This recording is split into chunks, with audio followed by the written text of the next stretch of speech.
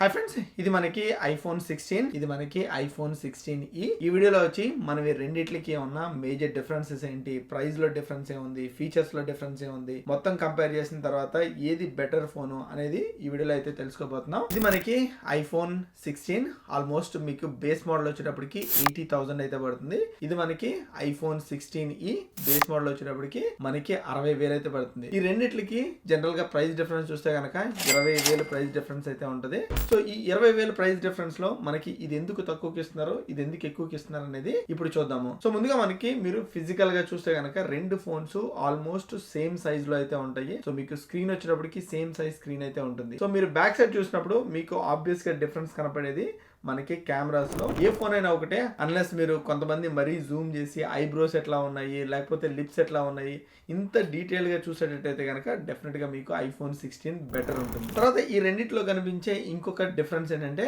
మనకి capture button.